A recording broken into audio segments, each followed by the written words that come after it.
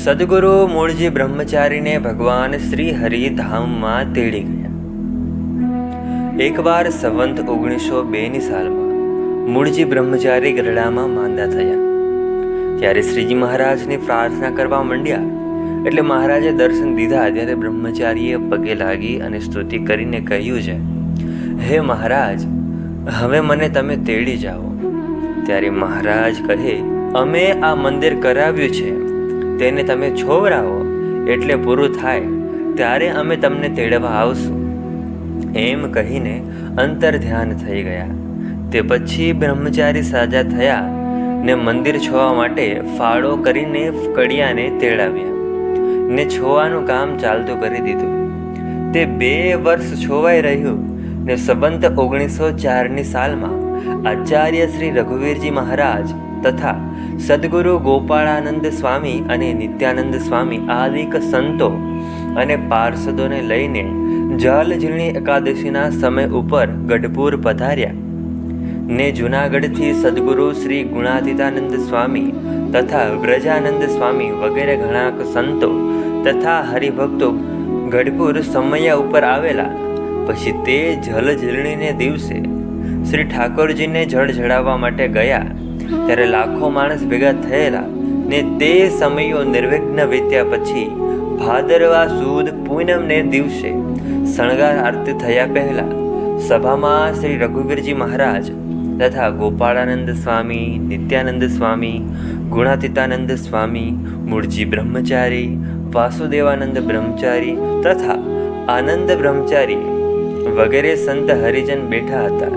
ને તે વખતે નિત્યાનંદ સ્વામી વાતો કરતા હતા. તે બોલ્યા છે, આ મૂળજી બ્રહ્મચારીએ શ્રી ગોપીનાથજી મહારાજનું મંદિર ઘણે દાખલે કરીને છોવરાયું છે ને તે મંદિર ઉપર પથ્થરના કળશ ચડાવ્યા છે. તે આગળ જતા સોનાના ચડશે ને નિજ મંદિરમાં ઠાકોરજીના સિંહાસન લાકડાના છે, તે કાઢીને સોનાના રૂપાના થાશે ને કમાળ પણ સોના રૂપાના થાશે ને મંદિરમાં તથા પરિક્રમામાં આરસ પથરાશે. પછી મૂળજી બ્રહ્મચારીએ કડિયાને તેડાવીને પૂછ્યું કે હવે છોવાનું કામ કેટલા દિવસનું છે? ત્યારે તેઓ કહે, હવે 3જે દિવસે આ કામ પૂર્ણ થશે. પછી 3જે દિવસે મૂળજી બ્રહ્મચારીને જરા કસર થઈ આવી એટલે તેમણે સભામાં આવીને કહ્યું, આજ મારે ધામમાં જવું છે, માટે ચાલો અક્ષર ઓરડીએ છેલ્લી વારે દર્શન કરી આવીએ. પછી સાધુ હરિભક્તો ભેળા લઈને બ્રહ્મચારી અક્ષર ઓરડીએ ગયા ને ત્યાં હેઠા બેસી પગે લાગીને ગળગળા થઈ ગયા ને આંખોમાંથી દળ દળ પાણી વહેવા માંડ્યા. ત્યારે જે સાધુ હરિભક્તો ત્યારે હાજર હતા તે પણ રોઈ પડ્યા. પછી બ્રહ્મચારી છાના રહ્યા ને સૌને ધીરજ આપી ને પછી અક્ષર ઓરડીને પરિક્રમા કરીને પછી મંદિરમાં શ્રી ગોપીનાથજીના દર્શન કરવા ગયા ને દંડવત કરીને પગે લાગીને ધ્યાન કરીને પછી આસને આવ્યા.